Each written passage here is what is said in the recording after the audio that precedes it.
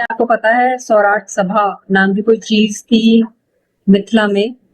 मैथिल जो मैरिजेस होती थी वो पहले एक सभा से होती थी, तो वही मैं बताने जा रही हूँ।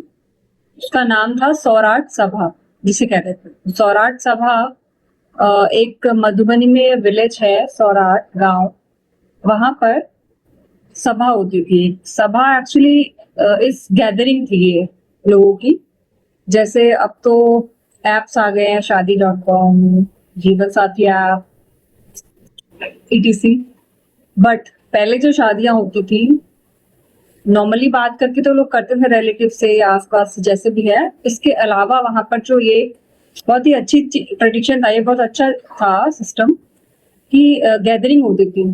कुछ डेज डिसाइडेड होते थे वहां पर जाकर लोग एक एक्चुअली ये जो गैदरिंग होती थी एक बगीचे में, आम के बगीचे में होती थी।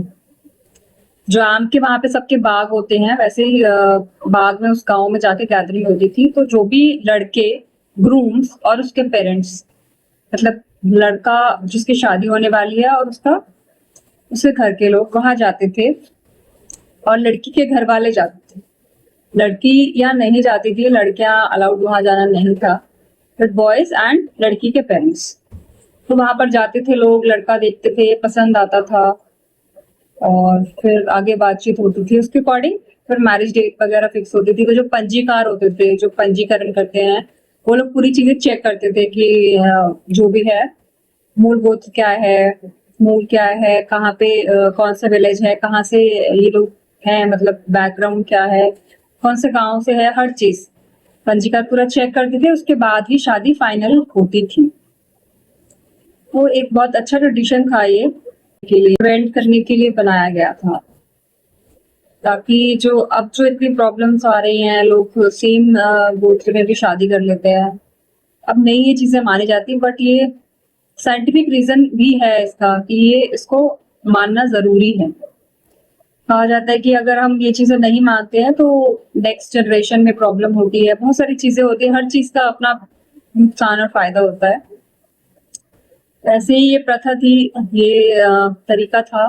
तो ये पंजीकार उसमें सारा चेक करते थे, फिर शादी होती थी, उसमें सब लोग इकट्ठे होते थे, वहां पर जाके वेरिफिकेशन करते थे पंजीकार, और इस तरह से शादियां होती थी।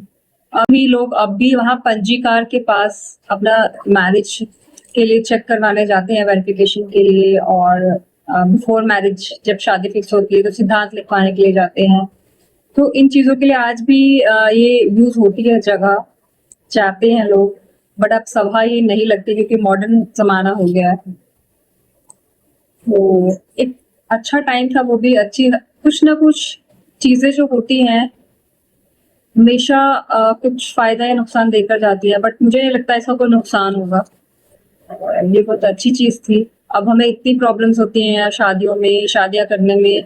ऑनलाइन भी अब देखते हैं तो हमें नहीं पता होता कौन क्या है, नहीं है, सही है। वहां आसपास के लोग होते थे, कोई ना कोई किसी ना किसी को जानता था, तो उसमें गलत होने की चांसेस कम रहती थी। अब तो वैसे भी खुद भी हस्बैंड वाइफ भी, मतलब लड़का लड़की की शादी होनी है, वो भी अब आगे क्या करेंगे उसकी गारंटी नहीं ले सकते।